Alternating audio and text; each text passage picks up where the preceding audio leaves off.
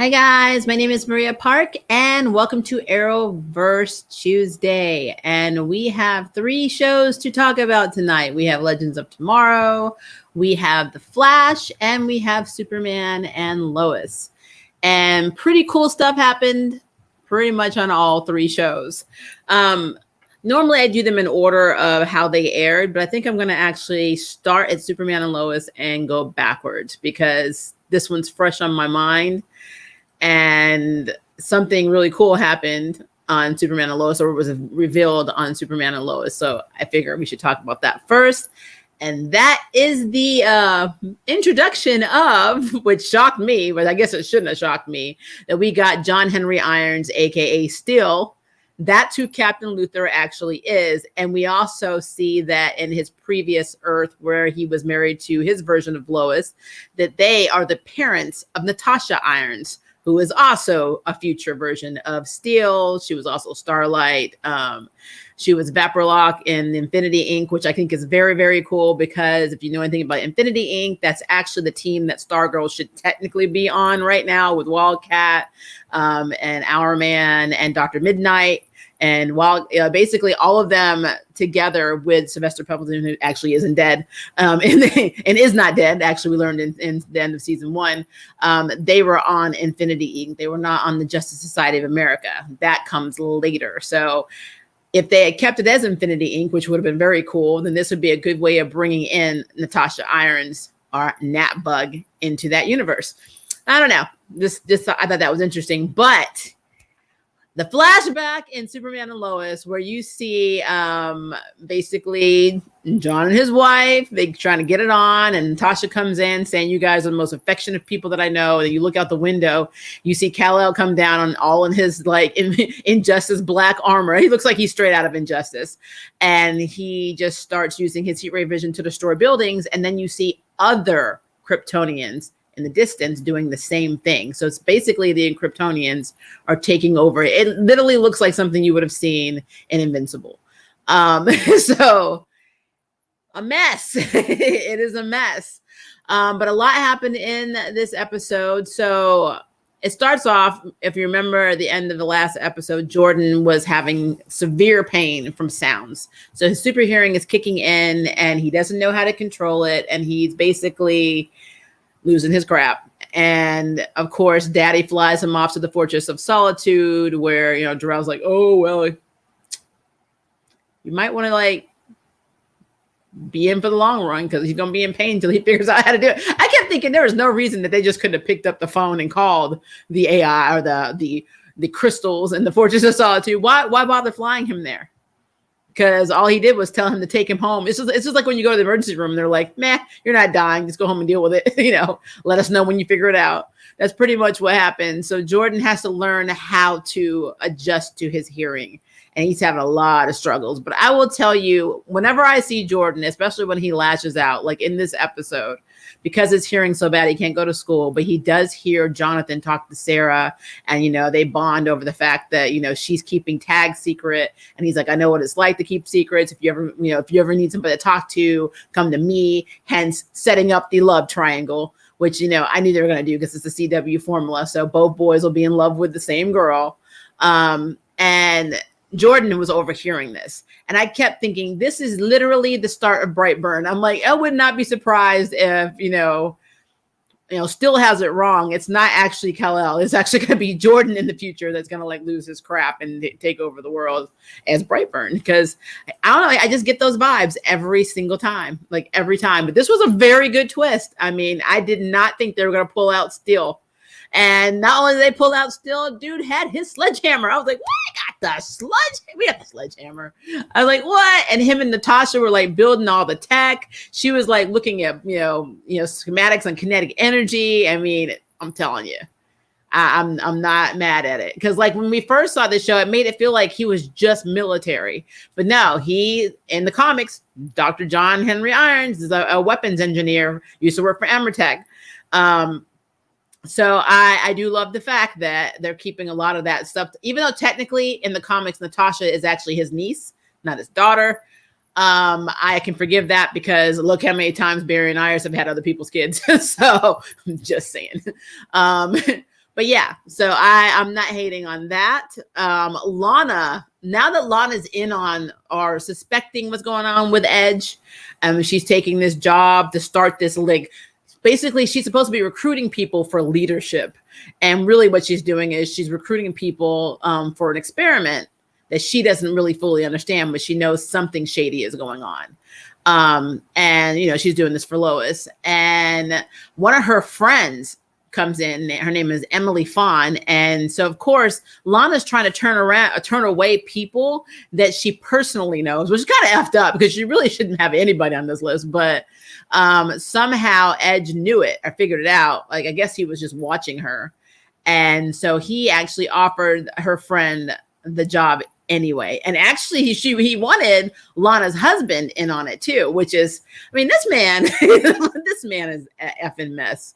He is a mess. And on top of that, Leslie Larr is trying to figure out who Captain Luthor is. And she doesn't know who it is. So she comes up with the bright idea to set up a small shipment of X-Kryptonite in a delivery truck and see who comes for it, basically. And of course, Steele comes for it.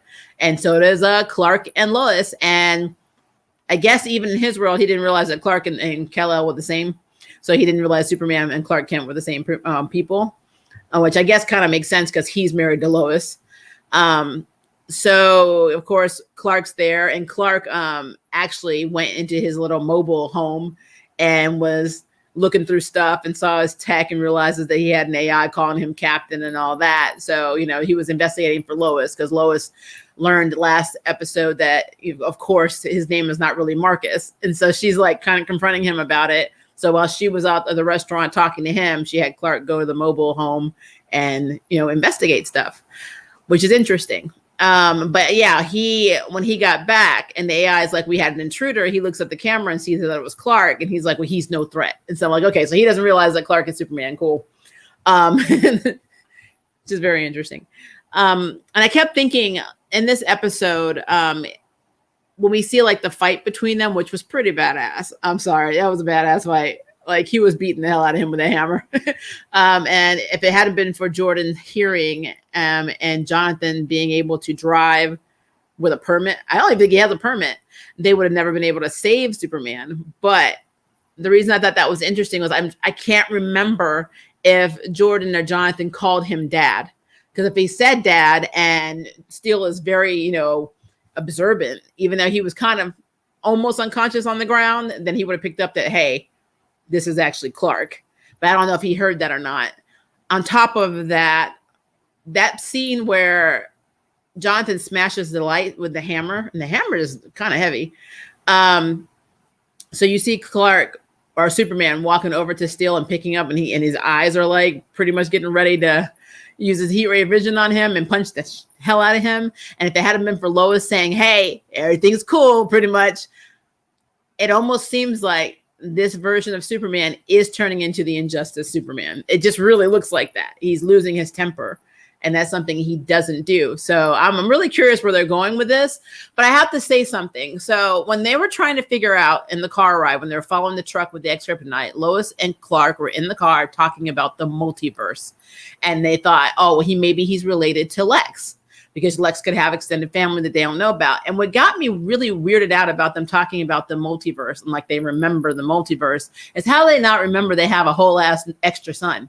I'm just like putting this out here. How come you don't remember this? Like you had one kid, now you have two. They don't remember that. I mean, I'm just throwing that out there. It's interesting what they remember and what they don't remember from that time. So do they just know about the multiverse, or do they remember Crisis at all? It's very weird. Superman and Lois is one of the shows that's very weird in terms of what do they actually remember from Crisis. So this is really, really interesting. I do like that we got Chrissy back in this episode. As a matter of fact, it was her ex-boyfriend that gave her the tip about the shipment being moved, which quite frankly tells me that was a tip that was meant to be known. So they need to watch Chrissy's sources because they're in bed with Edge, more than likely too. Sarah is mad at Jonathan because she feels like he's lying to her about Jordan not coming to school, and she thinks they're hiding stuff. And then of course Jonathan's like, Well, no. He actually got jumped by Tag, and and he didn't want to tell you, and blah blah blah. And so she kind of bought it for now, but I don't think they're going to be able to keep this from her for much longer. Something else that was really interesting about this episode is Lois, on top of everything else, her and Clark kind of debate a little bit about coming clean about everything with their sons. And then Lois makes the argument of, we moved to Smallville because we wanted them to have a normal life. And I'm like, well, heifer, you literally started day one going into Morgan Edge's, full investigation mode, knowing it's going to have repercussions on your family. You've almost been killed like 6 times already. What kind of normal life are you talking about? I mean, if you want the normal life, you move into another small town in the middle of nowhere where they don't have a paper and you do nothing but be a farmer's wife all day. That's normal. But as long as your son is crippled on the floor because he has super hearing and doesn't know how to control his abilities, and you have another son who, unfortunately, right now is kind of getting shafted, has no friends, and is having lots of issues because of said family, and not being super right now, you're not gonna have a normal life. Your husband is Superman. And I'm like, I don't know. That was just really, really weird. It's weird. But yeah, so now I'm just like trying to figure out, because now we know all the facts. We know that actually it is Steele from another universe, which is so weird because in the comics, the death of Superman, Steele is one of the Supermans that came back. Now he wasn't like the ones pretending to be Superman, but he did come back and he did, he saved people. He was like, his was more tech based. I think in New 52, though, he actually got infused. His entire body got stuck in Steel. Like they became Steel, kind of like Nate on Legends. But depending on the version, I'm presuming this is nothing to do with New 52. His stuff is all, tech based. So he's like Cisco and Chester P, which I don't hate. I don't hate. I love the fact that he has that. But now I'm curious on what happened to his daughter. Because in the other world, they found Kal-El and he was going to take Kal-El on, and he told Nat he would be back. He'd be right back. But obviously he didn't come back. So I'm wondering if something happened and she's killed in this version, which is interesting and sad and a waste of a good character because, Natasha is cool. But, it is what it is. So yeah, that is Superman and Lois. Very, very good episode. Very happy with the Steele review. Very happy, reveal, should I say. Very happy we also got Natasha Steele, even though technically, again, she was never Lois and Steele's daughter. But I guess this is an alternate reality of what would have happened if during the death of Superman, if she had hooked up with Steele and then had a baby. They could have said that was Natasha. But in the comics, it definitely is his niece and not his daughter. But I'm not hating on it because the CW does this all the damn time. So our Arrowverse does this all the time. Yeah. And then my last nitpick too, I just want to say this really quickly. When Jordan was confronting Jonathan about his jealousy about Sarah, I have 2 things to say. Number one, why do the parents keep leaving people alone when they're like they left their son alone completely while he's going through this horrible, thing with his ears and his pain all the time? And then also, why don't the parents really think that Jordan has no control over his powers, that Jonathan's life could be potentially in danger? And what I mean by that is, by some miracle, Jordan didn't let loose and hurt his twin, because he was like Brightburn almost jealous. But it's interesting because Jonathan hit the wall and he kind of jumped and went and crumped to the ground. And I kept thinking to myself, one of these days Jordan's gonna snap and potentially try and take out Jordan. And the parents aren't really thinking straight or clearly about this. I don't know. I'm not trying to downplay the fact that they're trying to do what's best for their kids, and it's a very weird circumstance to have one superpower twin and one potentially not, even though I think he's going to get powers later. How they're going about this is weird. I know there's no manual, but it's just weird. You're basically leaving your unstable son with superhero powers in the house with the other twin, where he's already broke his wrist, and who knows what else he could do. So I don't know. That's just really weird to me. They're they make very interesting decisions as parents, is what I'm saying. So it's a thing. Okay, so we will circle back to that. Let's talk about The Flash. So we thought they were dead in the last episode where Nora came and hit Iris and Bashir and Alexa, but actually it was all an illusion that Bashir made him see that he didn't even know he could do. So they were not dead. I know Barry does get confused on why Nora went after Iris. But the reason that is, or at least Iris suspects the reason Nora tried to kill her is because she sees her as competition. Now, I will say at the end of this episode where they end up, and we'll talk about it in a minute, they end up in the Speed Force and everything's like happy-go-lucky, blah, blah, blah. The look on Nora's face when they left was still kind of like, I don't know, she may be shady as hell. And she just does this look. It was like, is everything okay? If you go back and watch it, if you like DVR'd it or you watch it in the app, whatever, watch the last frame when Barry and Iris leave the house and the Speed Force, and then watch the look on her face. And it's just, I don't know. There's something about that didn't sit well with me. I don't know if that means anything. It could have just been an actor, just maybe they didn't cut quick enough. But that whole last frame showed me Nora's face and showed me that Nora was not 100% good. So I don't know. I'm just putting that up there. But so Metas broke out of Iron Heights, and Killer Frost has taken it upon herself to bring them back. So she broke out to get the Metas that broke out, put them back. And the whole fight, flirtation thing with Chillblaine was funny and icky at the same time. I mean, it was just so. And you know, we joked about this happening. I think when we first had the Chillblaine episode in the bar, we were like, I really hope that this is not going to be the new love interest for Killer Frost. And that's exactly what it looks like is happening. I'm like, okay, like whatever. I can't. I'm like, I mean, Killer Frost is supposed to be redeeming herself and staying on the up and up. And yet you're flirting with this crazy ass guy who literally wants everybody who has ice powers to perish because he needs to be number one. But she likes his abs. So that whole thing.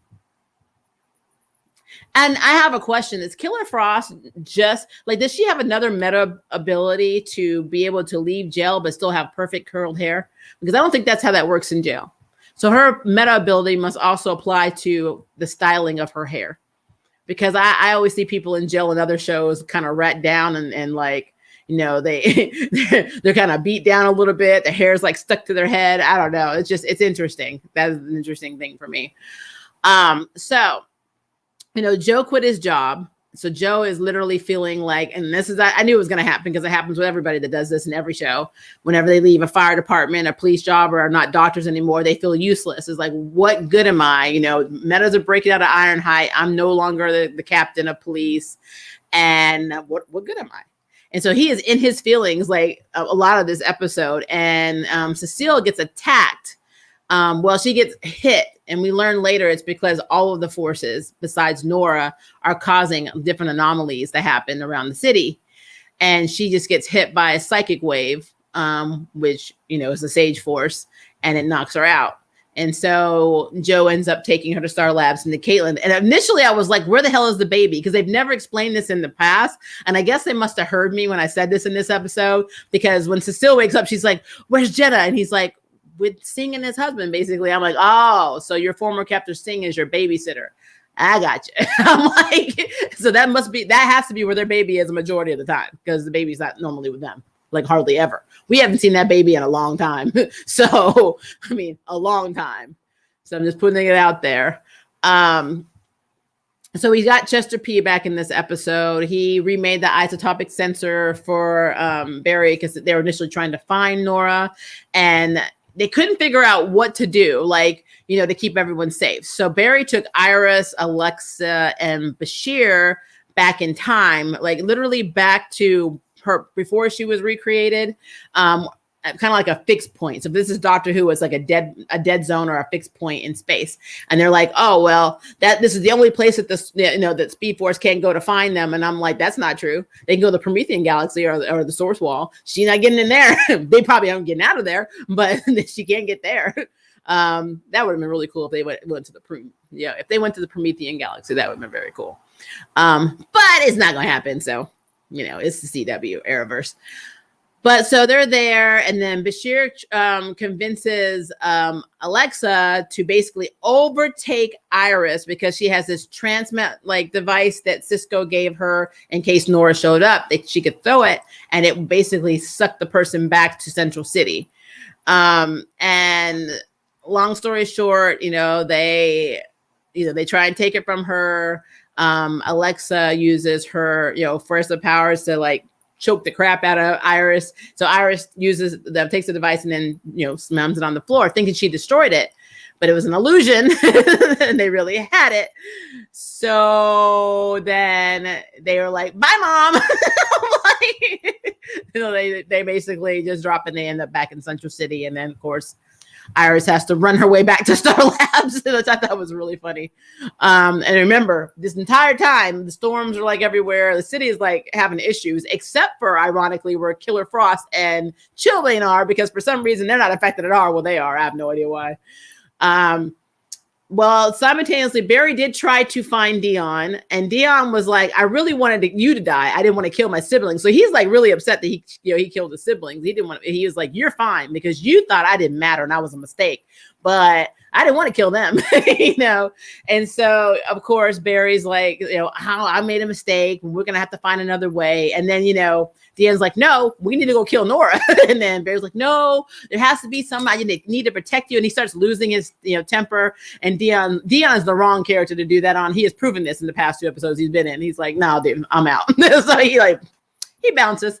So that's when Barry goes back to Star Labs and they're like trying to figure out what to do about Nora. And Joe's like, well, what if we just kill her? And I'm like, and Barry's like, that's not what we do. We protect our family. And Joe's like, well, at least you still can. I'm like, oh, he's in his feelings.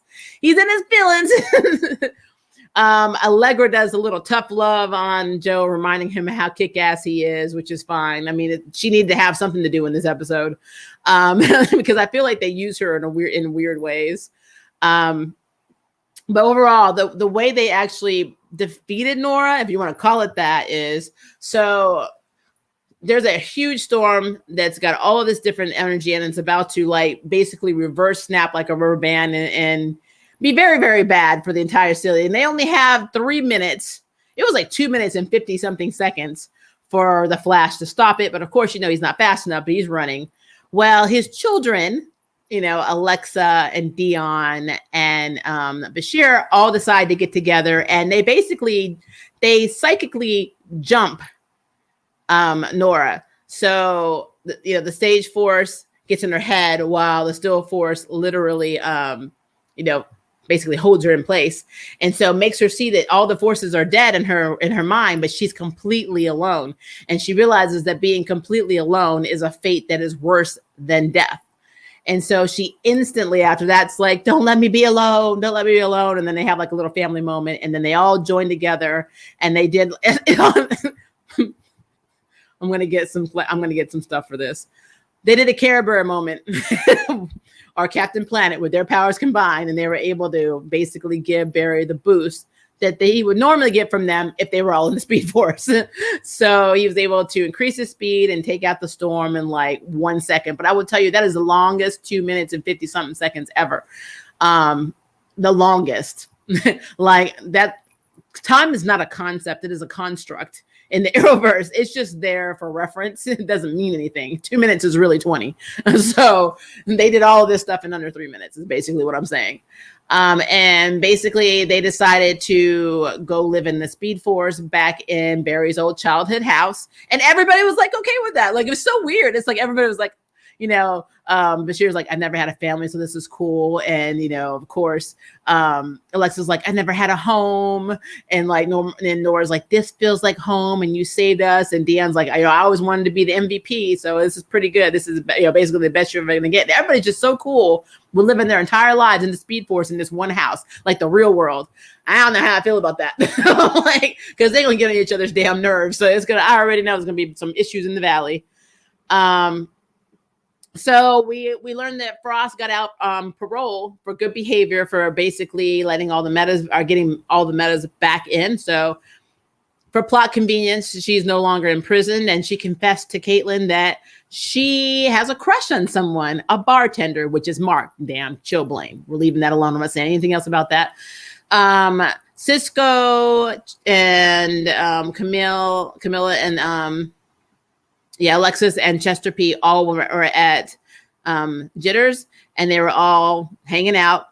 Cisco and Camilla were being disgustingly cute and making out, and it was making Chester P and it was making Allegra very uncomfortable.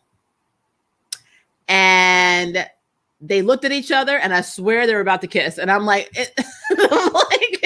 like, I have no problem with Chester P getting a woman, but I mean, I haven't really seen them. Maybe I missed it. Maybe I need to go back. I haven't seen them flirt with each other or have like any like connection that way whatsoever in terms of them being romantically involved. And that came out of nowhere. So yeah, I'm kind of on the fence about this whole Chester P and Allegra thing, but it would make them have something else to do, because now that we know Cisco and Camilla are definitely leaving. Next episode is their last one, I believe. We need to have another couple besides West Allen. So, and I don't think Frost and Chill Blaine would it be Kill Blaine? I can't handle that. I can't handle Kill Blaine or Killer Blaine or whatever. That's all. It's just completely messed up. But Cisco's phone did have Chip Cooper's text message saying they need an answer soon.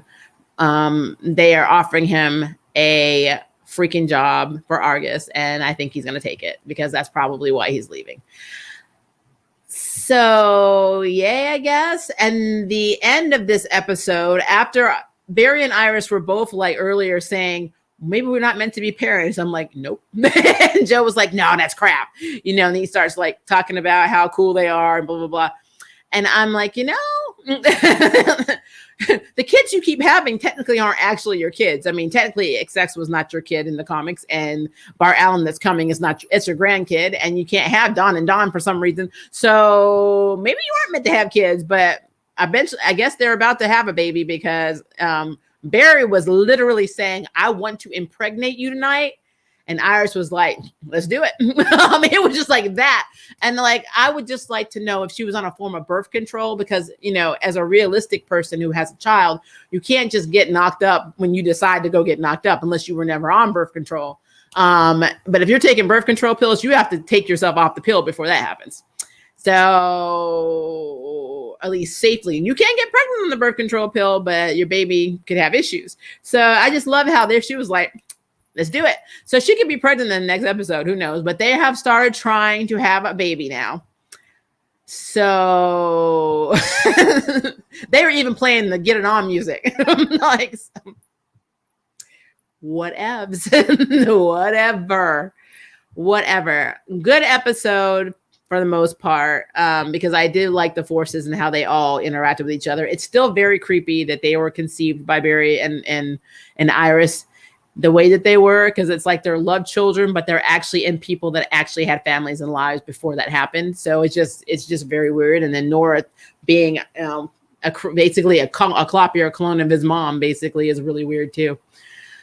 I got to go back to Barry though. I'm going to say it, guys. Barry still continues to rub me the wrong way with how he deals with people, because he goes off in this Care Bear, kind of I can save the universe, just crazy like mode. He goes off with like the best intentions, but then he always F's it up with his mouth. It's just like he gets so impatient that he's just like, he's like that kid that never got to stand up for themselves in school, so he has to do it now, and he always does it at like the worst possible time. Dion was the last character that he should have like literally lost his temper with. He's a damn still force. He is the literal 180 of your power set. Like, I don't know what he was thinking. I'm like, okay, dude, whatever. You do you. I'm like, I can't. I just can't. But yeah, like I said, overall, not a bad episode. The Flash is always the one I always put at the bottom of my list normally. I know that's bad. I don't hate the show. It just gets on my nerves a lot. So, but at least this one was a little bit better. And I feel like the next one will probably be good only because it's Cisco centric. So I'll probably get a lot of enjoyment out of that, even though it'll be a really sad episode because he's leaving. So yeah. I will get to questions in a second, guys. I just want to make sure that we get through all of these 3 shows. I'm at 29 minutes. I've already recapped 2. And so we're going to get to the 3rd one, and then we'll jump into the comments. So Legends of Tomorrow is continuously always, and I say always on crack. Always on crack. So Mick decided to be assertive, and, he's going to go out and find Sarah. So he took he was the leader in this episode, which is good and bad. And so he decided that he was going to, use information, with Gideon on the drawing that he got to find Kayla. And he managed to pinpoint on the radar. So he took them to the location he felt that she was at. Not what Gideon said, but he thought that she was at. And that is, she was being held in 1962. And he said on an island far away, but it actually turned out to be the Cuban Missile Crisis, because of course it did. Of course it did. So basically, in these mountains in the Sierra Maestra, there was an alien crash landed on. So the ship crashed. And this was in 1962. And that's basically Gary's ex-fiance that we saw was one of the ones that kidnapped Sarah, Kayla. So this is before she even does this, I guess. I don't know. I don't think that's true. I think that actually she just went through the past, because when she got bumped out of the ship, she ended up in 1962. So that's going to be interesting when she meets up with Gary again. Poor guy. But anyway, so when Mick calls this meeting in the early hours and says, well, we need to go find the alien, and they go and they get into this shootout.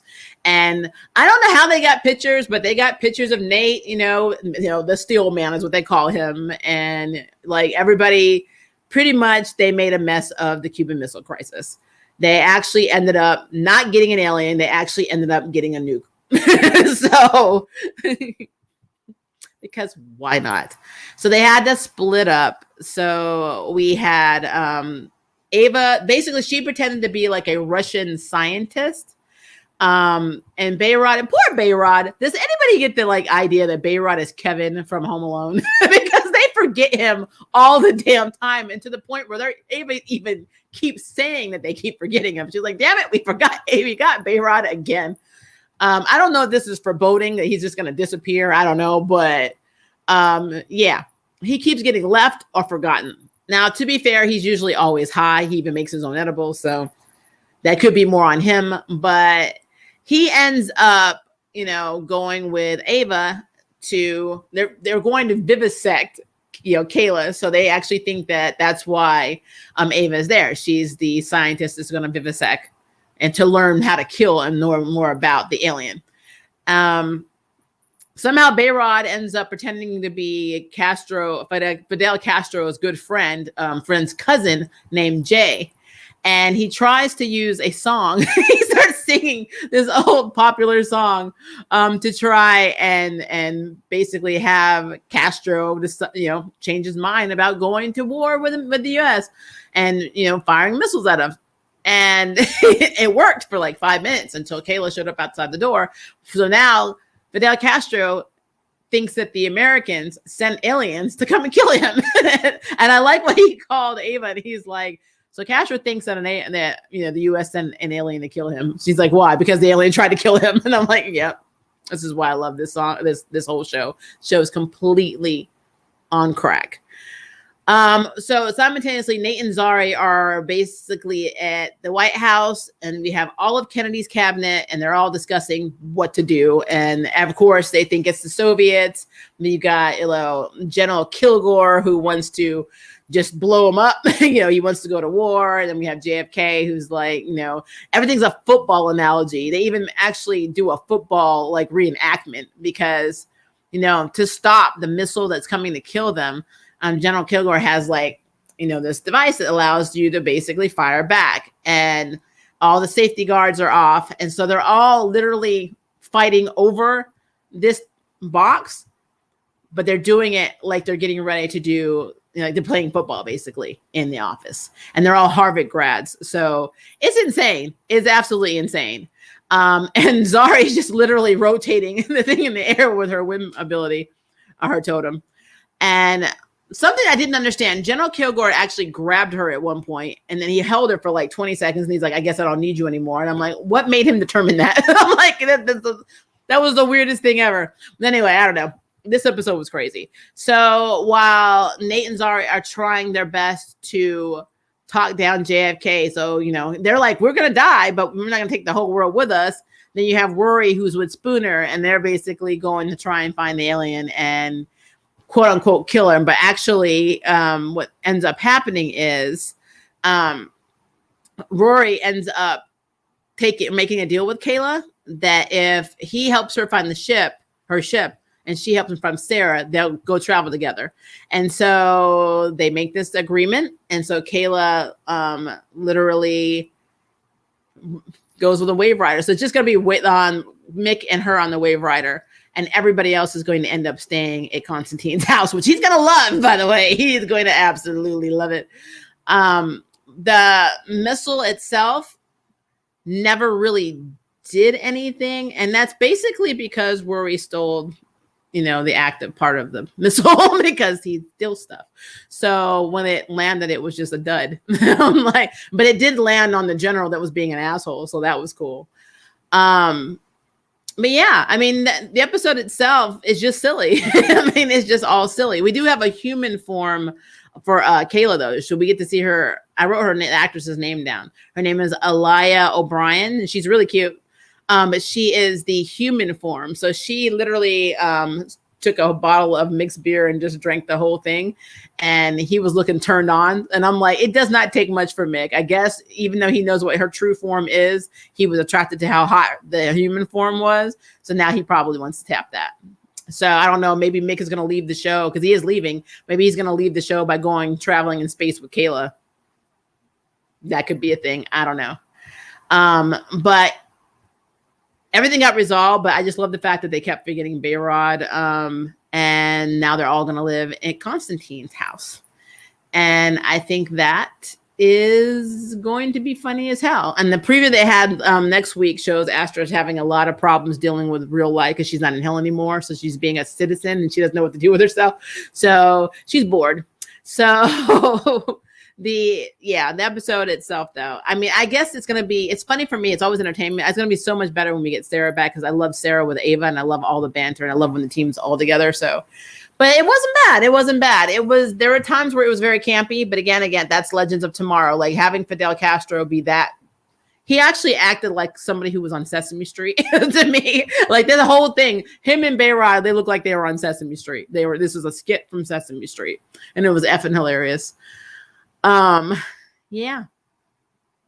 All right. I think I have recapped all 3 shows. I didn't do a full recap, so we can always talk about stuff like, what happened when they tried to go to DEFCON 2 and all that stuff in the show. But I want to I want to give you time to have questions and comments so I can look at it. And if it's something that I did miss, then we can just talk about it as we go. So let me move up. Hello, Chaston. How are you? Love the twist. Didn't expect it. So I know we started with Superman and Lois. You're talking about Steele. Having both John and having Natasha Steele was badass. So I'm very, very happy with that. So Steele is more than likely going to be a member of the Sage Force because she got struck by Sage Force. Like, I would love that. That would be cool. There's like 7 forces too. So that would be really interesting. Superman was a bad parent in the comics, and who knows, maybe he'll fulfill that role in this show. To be honest, they're all bad parents in the comics. There's not a lot of good ones. Pat, I think, is one of the good ones in Stargirl, but he's a stepdad, so I don't know. I said Nora got some up her sleeve after Flash and Iris left the house. Because her face looked weird. She had this look like they were all smiling, and then they went away, and she was like, "I'm like, that's what I'm talking about right there. You're plotting something." I would like it if Alexa, like her comic book counterpart, would have no need for a Hulk form and can control her strength in her default form and can her strength automatically. I think they were trying to lean towards that because she did actually when she was like, when she had Iris by the throat off the ground, she wasn't in Forest Estates. She was doing that by using the strength ability because they've learned to talk to each other. So I don't know. I will say this though, when you need to learn something, like how to control something in the Flash gets to have multiple episodes, but you have to learn it all in one episode or you're just screwed. Breakout to stop the other breakouts. It does seem to be illegal. I'm like, I don't see how, I guess I don't understand how she got pardoned for that, because essentially she still broke the law by having herself break out of jail. So it's like you committed a crime to go get other people that broke out committing the same crime and bringing them back. I don't know how that works. I guess she's Frosty with the good hair. I mean, I don't get it. I don't get it. Her hair looks better than Caitlin, and Caitlin's not in jail. Would love to see the source wall, right? I would absolutely love that. The Prometheum Galaxy, anything of that. Anything in that realm, because that is badass, and I would love to have some kind of connection to that. I literally thought that's where they were. When they got transported to the Speed Force by Nora, I thought they were actually going into the source wall. I was like, I can see that. That's cool. But nah, that's not what happened. The Speed Force wanted to kill the forces, but she worked with Dion and left him alive last episode. Yep. Well, probably because she can't kill Dion. They would literally just kill each other simultaneously. The Speed Force and the Still Force are natural retractors. I don't think they can kill each other. They can mess each other up, but they can't kill each other. Imagine the Vera Von Charm ones as superheroes. I feel that their costumes should look like the world killers, except for Kryptonian sigil. It sounds like Torquato instead. I think that would be cool. Though our current Charm ones would be very interesting as superheroes. I didn't think about that. Captain Planet, I know that they're going to do something like this. That's what it looked like. It looked like that or the Care Bears. Just concentrate on your feelings and blast it. And I'm like, okay. I'm like, the forces likely exist the entire time. It's just that Barry and Iris reawakened them, and the other forces had the chance to emerge fully instead of being suppressed by the Speed Force. How it likely was before. Yeah, I feel like they were in the Speed Force, and then I don't even know what we're going to call this. I don't know what we're going to call the power of their love essence brought them from obscurity into human beings. They birthed forces from the cosmos inside human beings with the power of their love.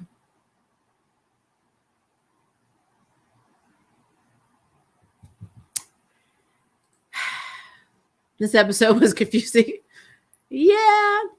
I hated this episode. Oh, wow. Do you like West Allen? I like Barry and Iris in the comics. I don't have a problem with the actress or the character of Iris West. I don't care about West Allen one way or the other. I am not a West Allen, Snowberry, Snow Farty. I don't care about any of that crap. I don't ship anyone in the Flash. I'm just being real with you. I just don't. I have no problem with Barry and Iris being married. They are adorable couple. I just don't care because how they write Iris pisses me off because that's not how she is in the comics. It's not her fault. But she's getting a lot of shit from fans from something that, or at least the actress itself is getting a lot of stuff from fans that she's undeserved because she doesn't write her own character. And yeah, it's a lot. It is a lot. But yeah, I do not have an opinion. I do not dislike or like West Allen. They just exist and I accept it. Hello, fellow jurors. Hello. Them getting Frost out for a while and her showing back up is further proof that they needed her out for the CGI budget for about 3 forces. You know what? You're right, because the timing on that is epic. It's like, well, we don't need to use her power. But they did use her powers and theirs all in one episode, though. So they really spent money on this episode. So they were probably putting her in jail to bank all their money for this episode because they knew they're going to use all of it. I don't know. No more dating in the team. I know. It's so weird. Hashtag kill Blaine. I'm not doing it, mercenary. They need to stop. Who's your favorite character on The Flash?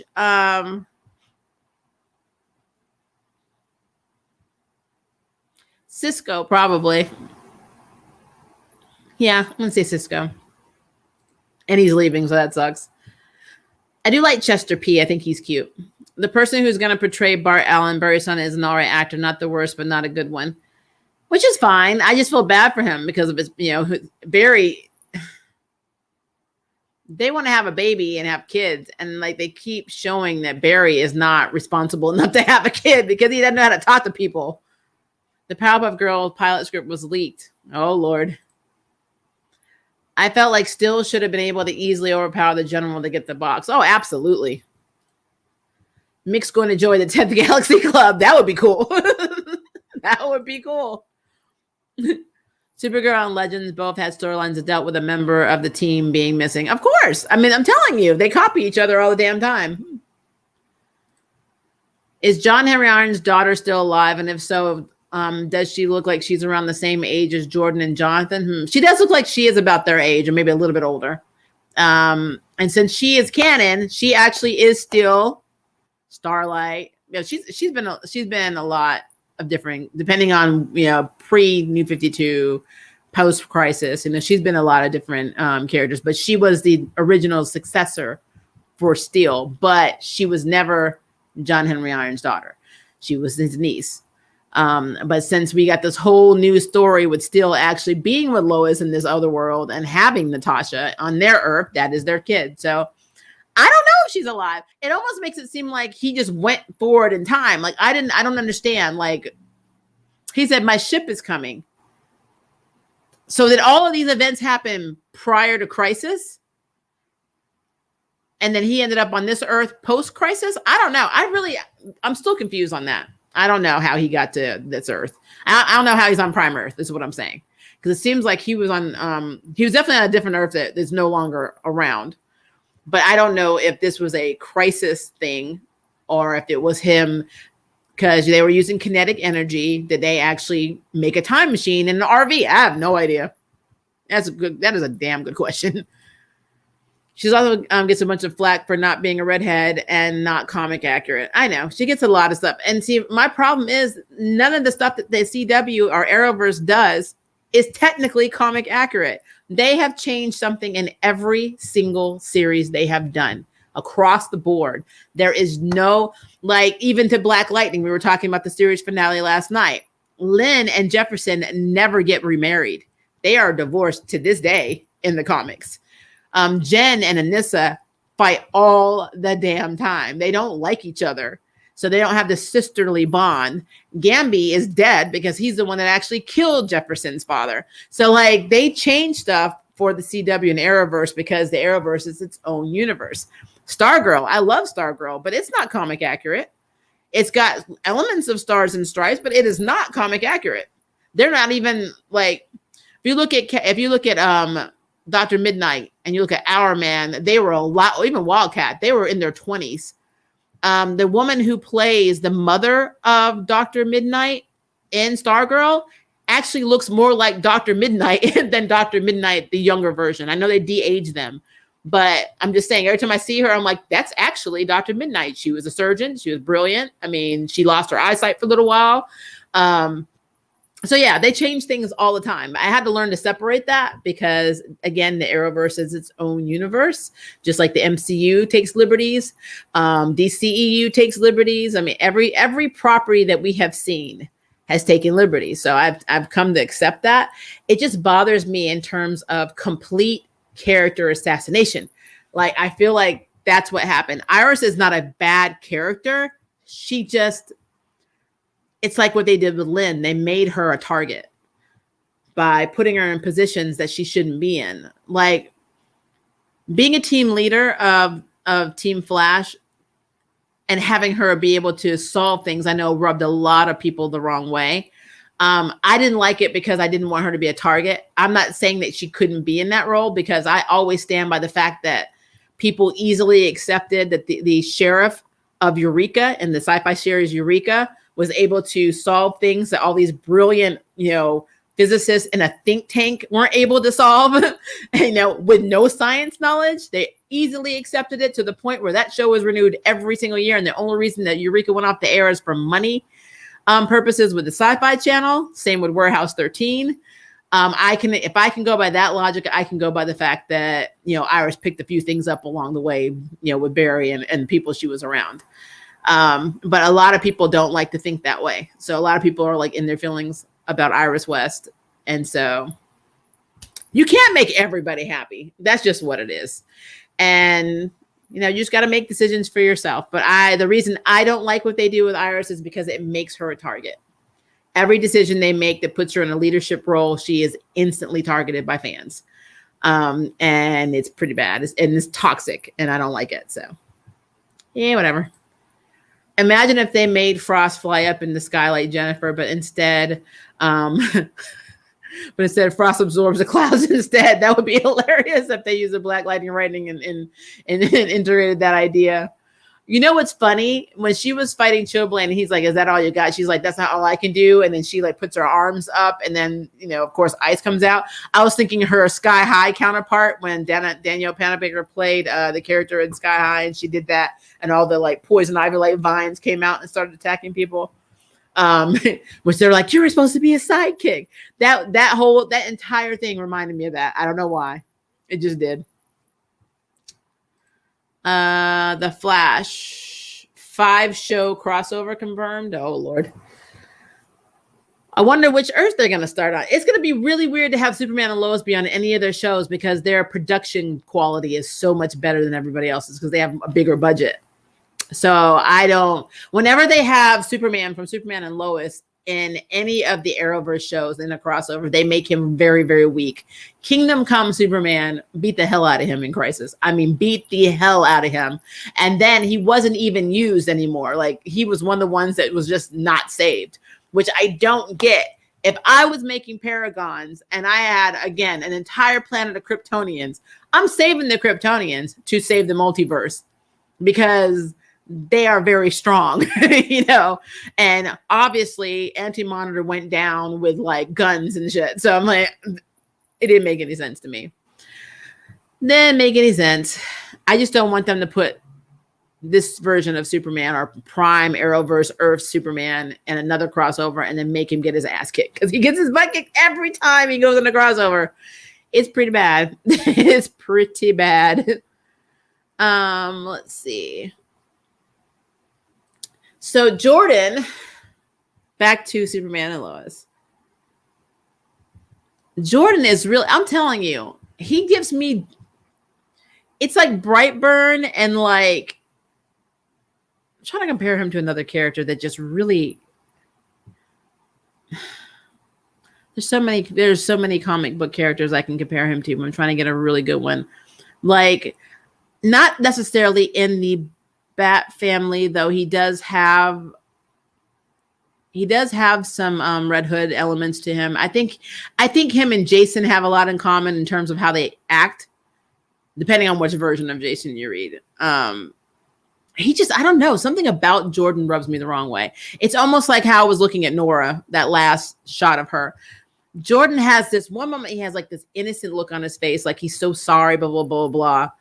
But he gets this look on his face where he looks like a serial killer. Like he literally, like when he was looking at Jonathan in that hallway, I was like, Jonathan, you may want to stop yelling at your brother because I think he might accidentally use his heat vision to burn your eyeballs out. I mean, that's the vibe I get from Jordan whenever I see him. It's weird.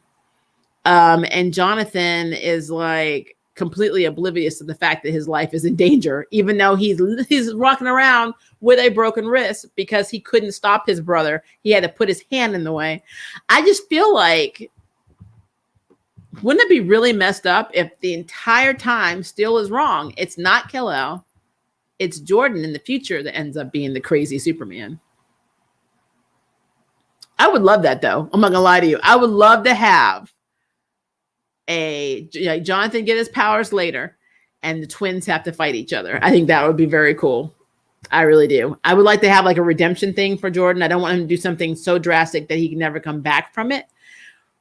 But I really do think that Jordan has the potential to be very effing dark, very dark. And I'm really here for it. Jordan can potentially be like Kid Miracle Man. Yep. There's so much that you could do with Jordan's character, but I don't know. Ever since I saw Brightburn, I keep relating it to Brightburn. I mean, maybe not as big of a sociopath as Brightburn, but definitely like I could see an adult version of Jordan get ticked off and like just kill everybody in his league like an Invincible. So I don't know. It's weird. I feel like Kramer is cryogenic like Frost because she could target mirror mistresses or even Flash. So go after Frost seems too specific. Although like she wants to get rid of the person that will likely prevent her from achieving her end goal, which will not be something good, which is something I can guarantee. Yeah. I want to know if we're going to get. Well, I don't know. I haven't seen any of the villains that are supposed to be showing up, but if we're talking about Bart Allen, then I have a list of people that I know that could potentially come if we're talking Bart Allen's universe or days. I don't know. There's so many things they can do with the Flash, but they always tend to go back and do the same things. Like they always bring villains back. Or, it's just like abracadabra. It's like they don't ever just say, I want to bring in somebody we haven't had before, With Arrow, at least, we knew all the villains that they were bringing into his show were all Batman villains because Arrow had a few, but he didn't have as many as Batman. So most of his villains were tied heavily in the Batman lore. But with the Flash, I mean, there's so many different speedsters. So there's so many things you can actually do. I mean, even joking around with Impulse is like, I don't know. It's weird. Who was that girl that Jonathan was talking to? Her name is Tegan. That's what they said. Her name. I couldn't catch her last name. I wasn't paying attention, but she's apparently out of his league, according to Sarah.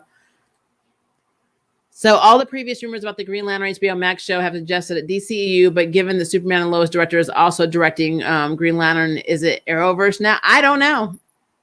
I mean, it's weird. I'm wondering if Superman and Lois is going to end up on HBO Max because they have the same production value and the same budget. And I don't see the CW doing this for them every season. And unfortunately, with the CW scheduling, because they keep getting pushed back for Supergirl, they lost a lot of viewers. I read an article saying that they had the lowest viewership ever when they came back from break.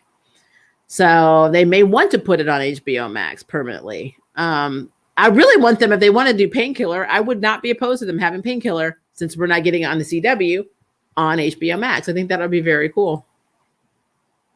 Plus, Frost, like Jennifer, is the most powerful person with her powers that no one can match as far as we know. Kramer is to Frost that Lopez was to Jennifer. Yeah. I actually am very partial to like Snow Maiden or Ice Maiden, Ice Maiden and Fire. Like, I would love them to bring obscure characters into the fold. Although, to be honest, I like what happened to them in Deceased. But I don't want to spoil anything if you haven't read all the Deceased comics up to date or up to now. But I really like Fire and Snow Maiden. And I don't think they'll ever bring them. Maybe they brought them into Young Justice, but I don't think they'll ever have a live action version of them. And that makes me sad because I really, really like their characters. There's so many characters that they can go and get. It's just, I don't know why they don't. But I mean, again, I am very happy that we have Steel. I mean, to me, honestly, that one, I didn't see that coming. I literally thought this was their version of Lex Luthor on another Earth. So they got me with that because calling him Captain Luthor. And the reason now we know that he's being called Captain Luthor is because they never really calibrated the suit to work for him. It's still programmed to work for Lex Luthor. So, yeah, that's a thing. I think it would be interesting if Jordan is the physically stronger of the twins, but John becomes the Superman with telekinetic powers. That would be cool.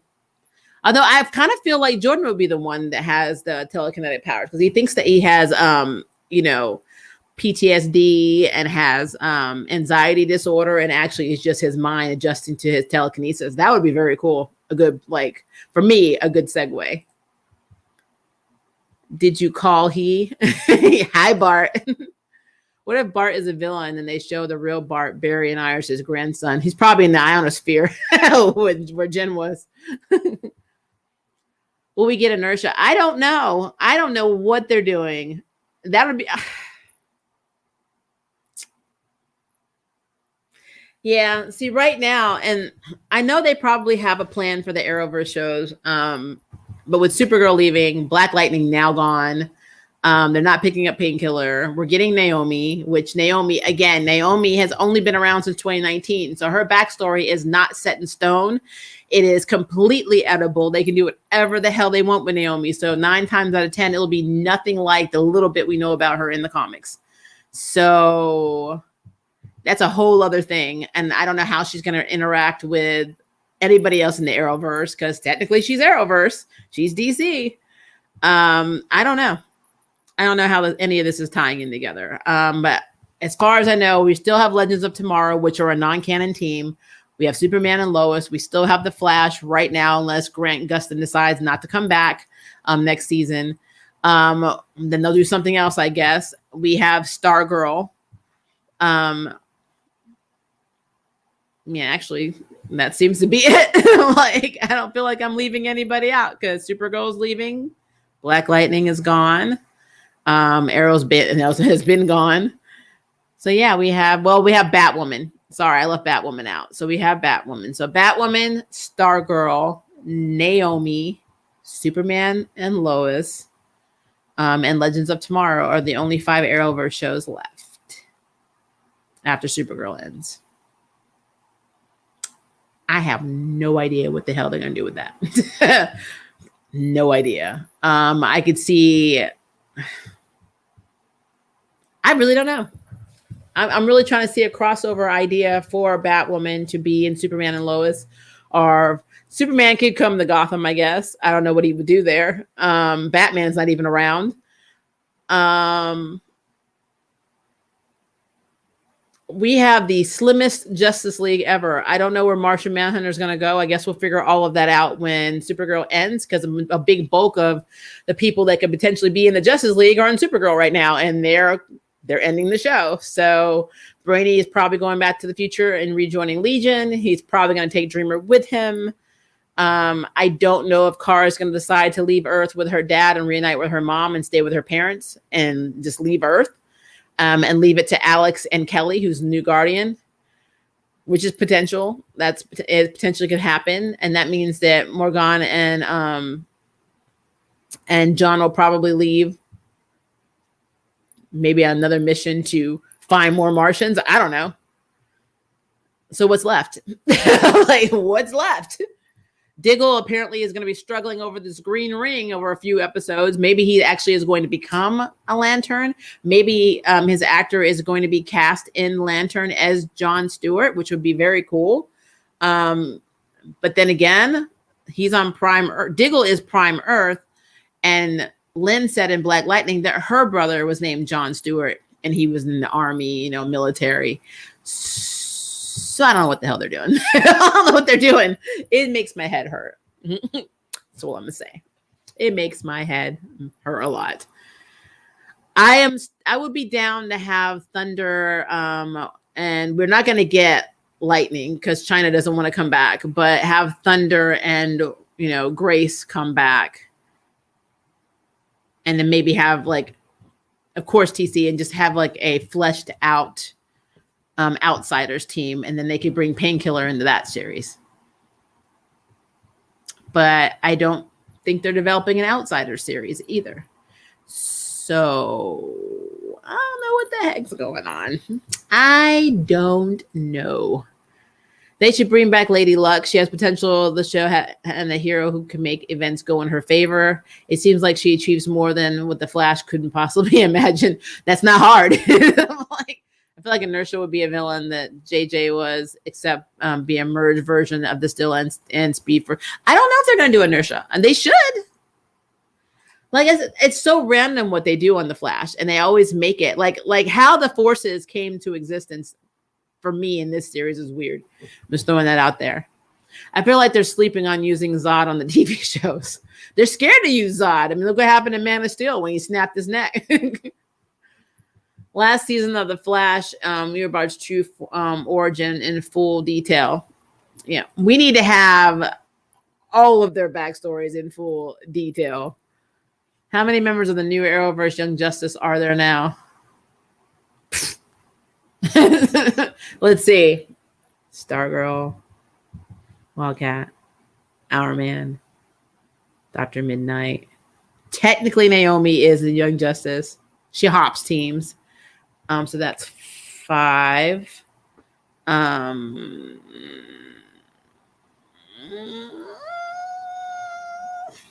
No, she's a villain. I was going to say Artemis, but no, not Artemis.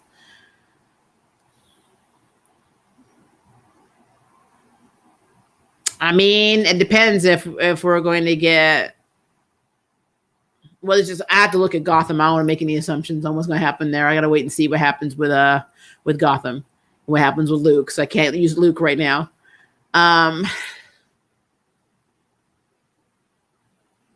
Technically, Lightning's not going to come in the show. We have Lightning, but Lightning's not going to be in it. Technically, we can say Thunder and Grace. So that's 7. I mean, we got Jakeem Thunder.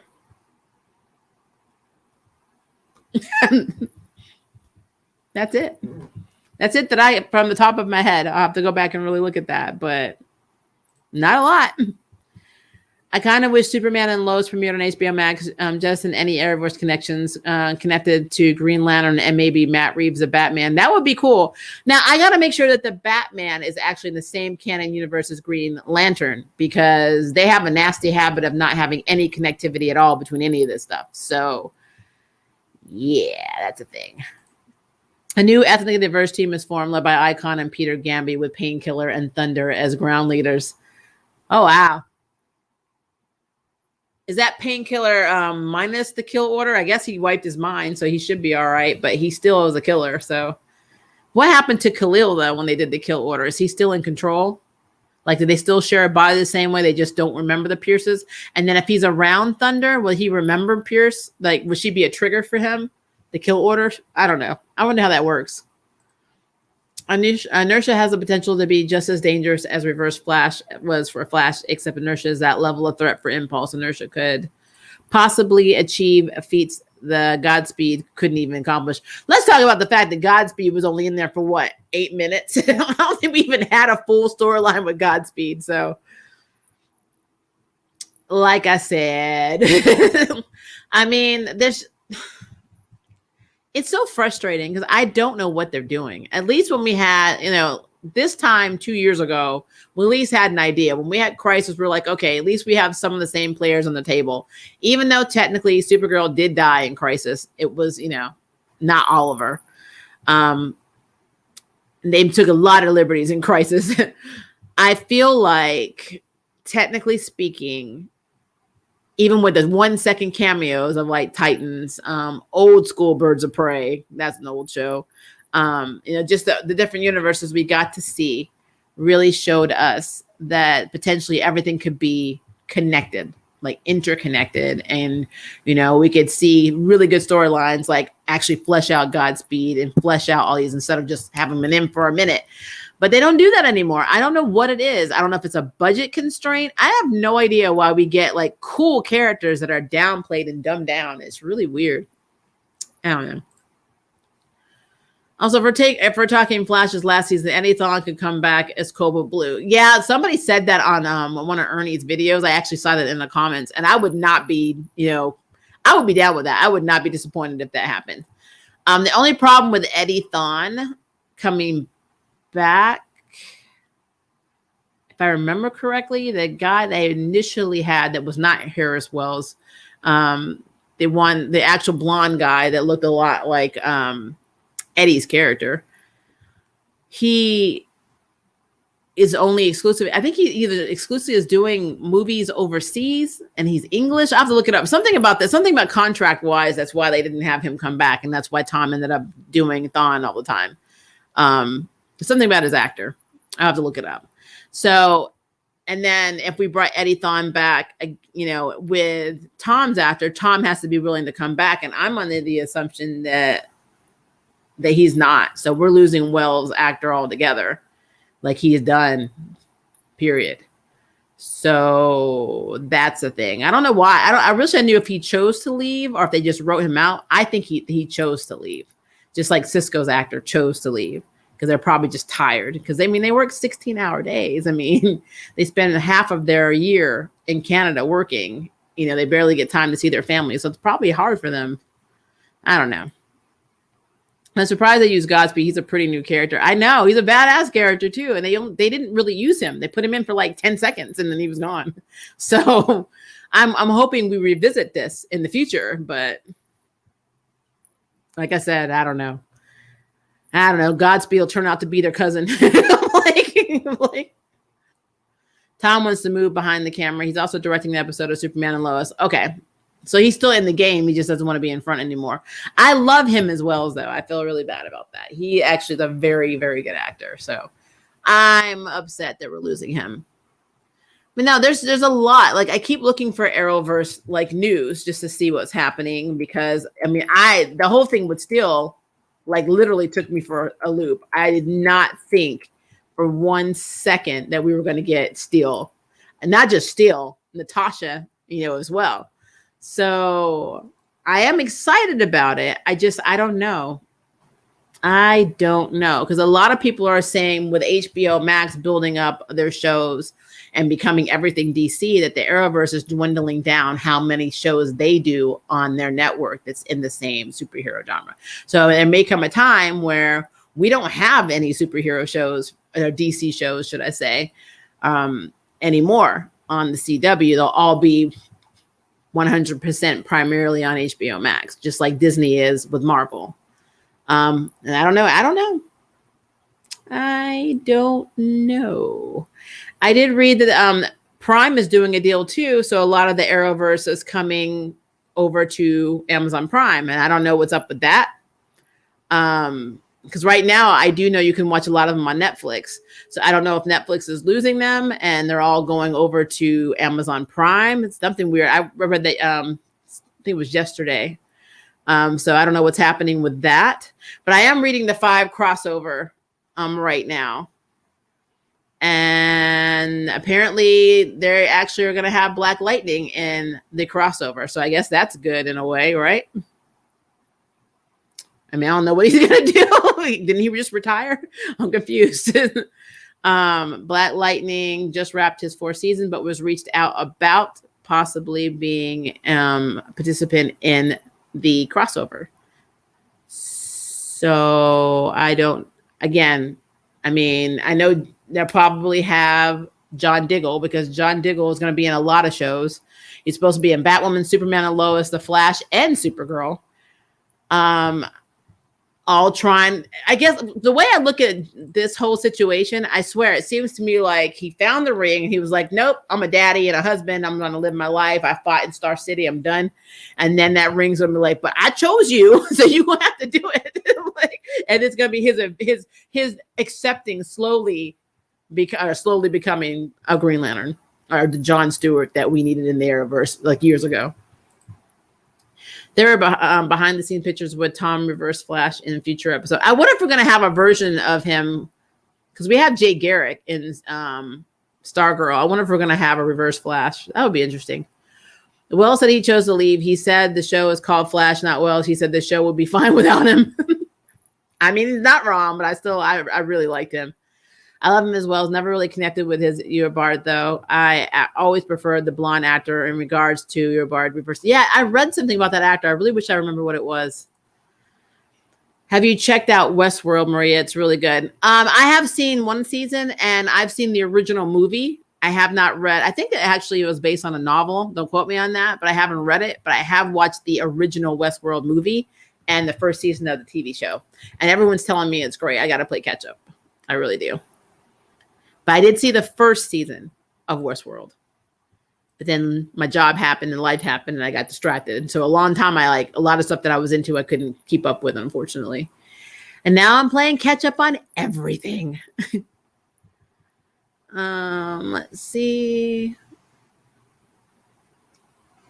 Yeah, there's a lot. See, there's a lot of things. I swear if they have Bebo, oh my Lord. They're talking about having a Christmas special with Bebo animated. I can't handle this emotionally. Bebo is not. Why? I'm like, why? Bebo is like the Voltron that they could have kept with Teddy Ruxpin. like literally, if Voltron or a Gundam was a literal stuffed animal, that is my Bebo. Oh my Lord, I can't. I make fun of him in my parody too. That's almost done. So you guys will be seeing that Crisis. I'm almost done with it. And River did the artwork, and yes, River drew Bebo in one of the frames, and it's funny. But no. Did you say Caleb praised Bebo? The Powerpuff Girl script is really bad. Where did they leak it? I have to look at it and see where it's leaked. Stop forcing Bebo down our throats. I mean, they want you to buy this doll, this plushie of Bebo. I don't even know if they're selling it. The Legends, like if they have Legends merch, they probably do have Bebo on shirts and stuff. They need you to do Bebo. I don't know why. I don't know why. They should make a Flash Halloween episode. Even Candace Patton wants it so badly. I think it'd be cool. Well, Halloween is my favorite holiday, so I don't know if it's because I was born in December. I'm a Sagittarius, that you like things that are opposite. My favorite element is water. So of course I married a water sign because I'm a fire sign. And my favorite season is fall. And my favorite holiday is Halloween. So you learned a lot about me just in this moment. So I am down for anything Halloween. I love horror movies, especially zombie movies. For some reason, something's wrong with me. I know. And I love anything in space. But one of my favorite genres ever, I think I say this a million times, is space pirates. I like anything with space pirates. So, yeah. I think it'd be cool. Didn't we get a Halloween episode a season or two ago with the Benty Twisty guy from America's Got Talent? Yes, we did.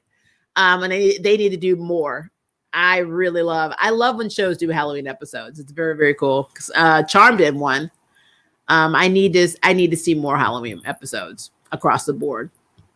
I hope a Stargirl does one. It'll be cool. Oh my God. You're also a Sagittarius? I am December 8th. When is your birthday, Job? And funny enough, Blurred Without Fear, one of good friends of mine, he is also a Sagittarius. I believe he's 2 days after me.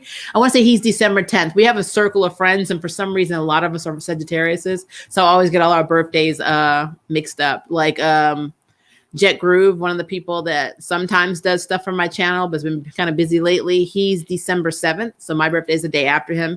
So yeah, we're all Sagittariuses. Can't you tell we talk so much? Like, we are talkers. Even though I am not that extroverted, I can talk. But yeah. Let's see. Sissy from Another Mom, November 28th. There you go. There you go. December 10th, the same date as Crisis, coincidentally. Yeah, my birthday, I think, started it, didn't it? December 8th is when it started. I think your birthday was either the last day or right before the last day. But yeah, well, that's cool. I think that one. Yes, I am a fan of Fireflies / Serenity. Absolutely. We definitely should have gotten one with Bloodbender villain. Yes, I think that would have been very, very cool. That would have been very cool. But yeah, I don't know. I think that they missed the bar a lot. There's so many really creepy characters that they could use. I am not opposed to DC doing a zombie type thing. Cause you know how like Batwoman had a little mini version of Deceased, but not the heroes. I think it would be cool to have all the heroes turn into zombies, do like a little mini Deceased thing going on, and then somebody wake up and realize it was all a dream. But I think that'd be cool. Have like a little mini series where all of these heroes are turning into zombies. I don't know. I like that idea, but they probably won't ever do that. I really want them to do Deceased. I mean, I know Zack Snyder was trying to do Injustice, but I really would love for them to do Deceased. I don't know why I'm so partial to that, because Marvel Zombies was okay, but I really effing love Deceased because a lot of my core characters that were turned into zombies scares the hell out of me. Like Mr. Terrific, that's already scary because, you know, Mr. Terrific in the comics is effing brilliant, and you made him into a zombie. You know, you make the Flash into the zombie, and you make Superman not be able to use, you know, anything inside of his X-ray vision, and then you literally have the Flash and him collide into each other, and as a last fu, like the Flash literally jabs his hand inside, like literally vibrates his hand inside of Kal-El. making him Endgame, because when Superman turns into a damn zombie, you're all going to effing die. That's literally how that works. You have zero chance of survival, because when you have a Kryptonian that does not give a damn about killing you, and then you send in lanterns, and he's like, all right, I'm just gonna drain the effing sun. Like, oh, I effing love this series. I love it. I love that, we got to see Constantine coming back, or Constantine being approached by Satana, to come join their little secret group of people trying to take back Earth. I mean, all of it was just perfect. I absolutely, and I agree with you. I see, Latina, you said Blackest Night would be perfect for a zombie arc. I'm 100% in agreement. I love Black Lanterns. So Black Lanterns being zombies, that's pretty much what they are. Anything with Black Lanterns or people being turned into Black Lanterns is cool. But I don't know, it's something about Deceased that just made my day. Like when Hal Jordan died, and then Black Canary ended up being chosen as the next freaking Green Lantern. The ring went to her. And so she's literally trying to save people as an untrained new lantern in the middle of a zombie apocalypse. I mean, and then Alfred was just badass too. Alfred is the man. I don't care what anybody says. You want to talk about the coolest person in the Bat family? It is Alfred. Alfred does not play. And if you want to see how cool Alfred is, when they were all coming for him in Deceased and what he did, just saying. I love how even the villains were trying to save people in Deceased. I wouldn't mind Charm taking a page out of the Flash and doing their own Force Quest storyline, but with magic, different types. That'd be cool. I'd love for them to have to go on quests to prove that they are worthy, but not quests where it's like, oh, I need to go find if I'm worthy to be a Charm one, and it only takes like one episode. It's like, oh, everybody did this like an hour. No, I want it to be a prolonged season thing where they all have to earn their gifts and earn their spells and earn all that. Like if you're a fan of Sentai, like there's a show called Mawa Sentai Maji Ranger, which if you look behind me, like right there, you see the we'll call it Morpher, the Henshin phone, the Maji phone. Whenever they would do something brave or whatever, they would earn a spell. I think that would be really cool and Charmed. They did something to save someone. They did something selfless. It's like they got a power up. I think that would be very cool. But nope. Do you think Soups will come out of the sun okay? Maybe. Maybe not. I am really looking forward to seeing what happens in Superman and Lois with General Lane, because General Lane's going to be on Steele's side, because he doesn't trust Clark either. So it's going to be interesting. Comic book question: do you prefer Parallax as a comic entity or as an OP Hal Jordan who just snapped after City was killed? I love OP Hal Jordan when he snapped, but what pisses me off about that moment in time is when Batman got in his. So when Hal like snapped and was like losing his shit, right? And Batman did the responsibility speech, and then everybody turned around and be like, "Man, you let a clown kill people on a weekly basis?" Like that moment in time is epic for me. Not because Hal Jordan just snapped, but because Batman was being judgmental in his feelings. And I thought that whole thing was funny as hell. I think they even, like when Hal Jordan died at his funeral, that's the one time I was rooting for Jon Stewart to smack the hell out of Batman, because he was in his feelings when he was talking about Hal, and he's like, boy, you're talking about my boy Hal. He's like, people only fear you because they have fear, but I ain't scared of you. So yeah. I like OP Hal Jordan snapping. One of the worst moments for me, though, is Refrigerator Girl, when Kyle Rayner came home and found his girlfriend Jessie in the fridge. That was a moment. That was a moment. I remember reading that issue and being like, what? They folded a woman up and put her in the damn refrigerator. I'm like, what is happening, DC? Woo. Guys. But that's how they got the term Refrigerator Girl, because and it's so effed up that the only reason she was put in the fridge is because they wanted Kyle Rayner's ring. And he was having doubts about being a Lantern. So like all they really had to say was, I don't think you're going to be a good Lantern. Give me your ring. And he probably just would have been like, okay. But nope, they had to kill his girlfriend and stuff her in the refrigerator. And he came home to get a drink, opened the fridge, and bam, there's my woman in the fridge. Horrible. The Arrowverse definitely needs to adapt the storyline, but with John Diggle and Star City, I think that would be cool. I do. I don't understand why we can't have a lantern in the Arrowverse. It's just like the problem that I had with the Snyder Cut. You show a lantern in the original Ancient Battle, but you mean to tell me they never had another lantern reassigned to Earth this entire damn time? Like, that doesn't make any sense. And Martian Manhunter was just hanging out saying, oh, I watched you guys. You guys save Earth. Maybe I'll join your team. What? Like, what the hell weren't you helping? They did fridging on Batman with Alice and Kate's mother. Yeah. Well, her head, but yeah. Yeah, they did do that. But Jessie is literally the OP and OG of Refrigerator Girls, because nobody else had done that shit until that moment. And I was like, this is when I realized comic book women were not safe. If you are dating somebody who is a superhero, your life is in danger. So, whew, it's a thing. All right, we are almost at an hour and a half. So when we get to 1.5 or an hour and a half, should I say, I'm going to call it quits because I know it is getting close to 11. And I want to make sure you guys get some of your comments out. And if you're just seeing this like later, make sure to put comments below because it won't happen in top chat. And I want to be able to respond to them when I see them. So make sure you put your comments below as well. Especially if I don't see something in the top chat too, also post it below because sometimes, I'm old, I'll miss things. So lanterns have very expensive powers to replicate in live action mediums. I get that, especially like when you have characters like John Stewart and Kyle Rayner who are very creative. Like Hal Jordan was cool, but they are very super creative, especially Kyle because he was an artist. It's hard to be able to do all of that CG. But then I look at the fact that Superman's powers to me are also very involved. And I know they don't use all of his abilities all the time.